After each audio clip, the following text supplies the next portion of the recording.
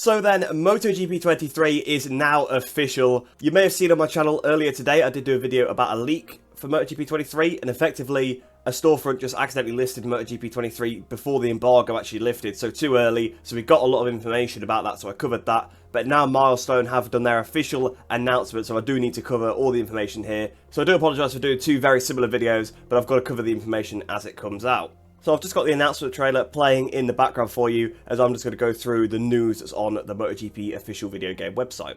Warm up the engines, MotoGP 23 is coming. Break the boundaries between game and reality. On June 8th, 2023, you will feel the thrills of becoming the next MotoGP 23 champion. So it does seem to prove immediately that the leak, of course, was correct, because that also said the 8th of June 2023, so everything on that site probably is correct. It did sound right because it was a Thursday, so that's kind of what you do expect with Milestone games. On to the next section, we've got Meet Your MotoGP Heroes. The new chapter of your beloved franchise features the official riders and tracks of the 2023 season for the MotoGP, Moto2, Moto3 and Moto E categories to let you experience the emotions of the real races. So again, that's pretty much what you expect. There's not really much point going into that one too much. I'm hoping with it actually being a June release that we should get all of that stuff at launch and it should all be up to date, because obviously the last couple of years you've sort of got the game come out at the end of April. It's all of last year's liveries, some of the riders are missing helmets and stuff like that, and it gets updated. Moto E is always completely missing from the launch. So I'm hoping that with it being a June release, we'll actually have everything just up to date and correct as soon as it comes out. It's also worth noting that Red Bull Rookies actually isn't listed here. I don't know if that's particularly strange, I don't think it ever really is, but it is just worth mentioning just in case you were wondering about it. So the next point we've got here is watch out for rivalries and build your career.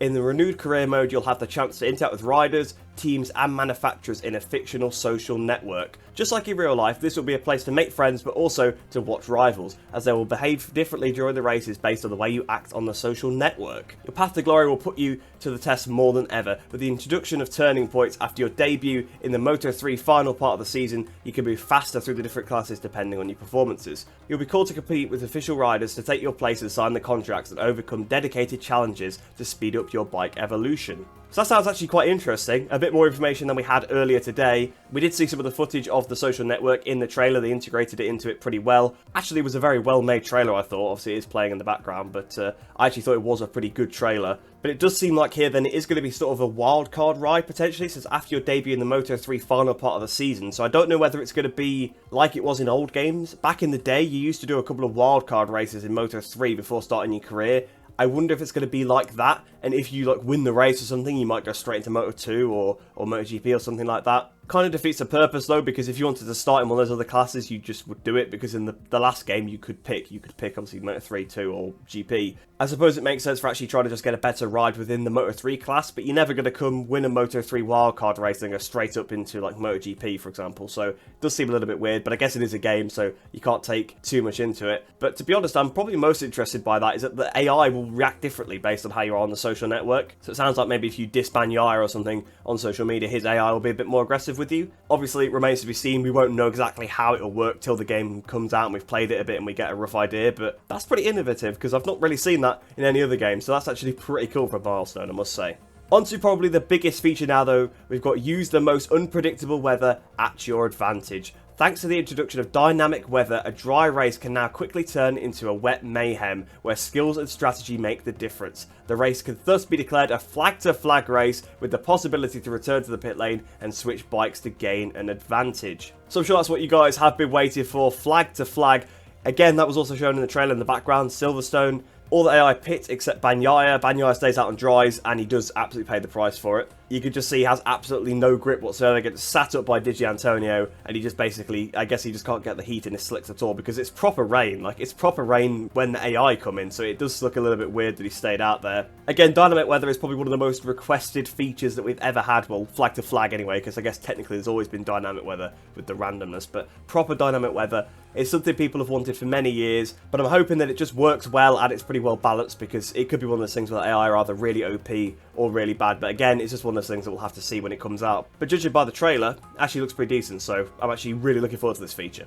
Something that I actually did find, I didn't realise earlier, is that flag to flag won't be available on Nintendo Switch. Again, I kind of expected that to an extent, but that is a shame for you guys on Switch because that's a pretty big feature. Seems like it's going to be more of a reskinned MotoGP 22 for Switch because if it's missing the biggest feature, then that is a bit of a shame, to be honest. But that's only mentioned on the homepage. That actually wasn't mentioned on the page I was looking at before, so that's why I've only just mentioned it now. So it's your turn to become the next champion. There's no need to be a hardcore gamer to make your dreams come true. Thanks to the new neural riding system for brakes, acceleration and handling, the game experience is now more approachable and ambitious for everyone. Also, the acclaimed MotoGP Academy is back to help you learn the basics or perfect your style with dedicated training sessions. So it seems like they're building on the MotoGP and help features that were built into MotoGP 22. Obviously, MotoGP Academy was sort of a list of challenges that you had to do to help you sort of improve your riding at different tracks. And then also there was a system in the last game that would tell you, for example, I remember after my first career mode race, it told me that I'd used too much rear tyre, and I think it also suggested that I should turn the AI down. So it seems like they've built on that even more.